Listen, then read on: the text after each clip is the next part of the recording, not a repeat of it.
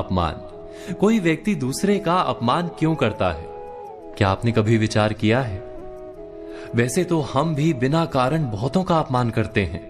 हमारा अपना अपमान भी बहुत बार होता है।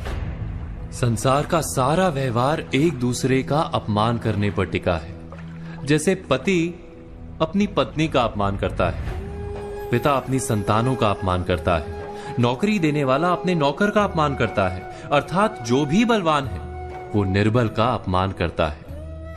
यदि हम शक्तिमान हैं तो अपमान के बदले में लड़ाई करते हैं, और यदि लड़ने की शक्ति नहीं होती तो हम अपमान सह लेते हैं, स्वयं को निर्बल और असहाय मान लेते हैं। हमें छोटे होने का एहसास होता है। ऐसा प्रतीत होता है जैसे हमारी आत्मा कुचली गई हो।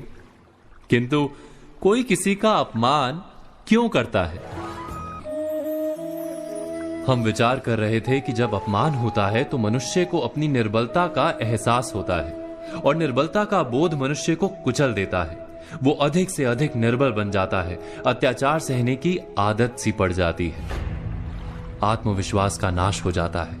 और जब आत्मविश्वास नहीं होता तो मनुष्य शराब और जुए जैसे व्यसनों में सुख ढूंढता है, मन से रोगी बन जाता है। आखिर किसी भी मनुष्य की ऐसी दुर्गति कोई क्यों करता है? अपमान करने वाला वास्तव में क्या सिद्ध करना चाहता है? कभी गहराई से विचार किया है? वास्तव में हम किसी का अपमान करते हैं उसकी निर्बलता सिद्ध करने के लिए, यह बताने के लिए कि हम अधिक शक्तिमान हैं। अर्थात वास्तव में अपमान करने वाला स्वयं अपने आप को शक्तिमान या बलवान सिद्ध करने का प्रयास कर रहा है। अपमान करने वाला हकीकत में अपनी शक्ति से आश्वस्त नहीं है, उसे अपनी शक्ति पर भरोसा नहीं है। दूसरों को चुनौती देकर वो अपनी शक्ति पर विश्वास प्राप्त करने की कोशिश करता है। क्या ये सच नहीं कि जब हम किसी का अपमान करते हैं तो वास्तव में इतना ही प्रकट करते हैं कि हमें अपने बल पर भरोसा नहीं? हमें ये संसार एक अविरत संघर्ष प्रतीत होता है, कभी ना रुकने वाली एक जंग सी दिखाई देती है। हम अपने निकट आने वाले सभी को प्रतिद्वंदी मानते हैं, फिर वो पति या पत्नी ही क्यों ना हो।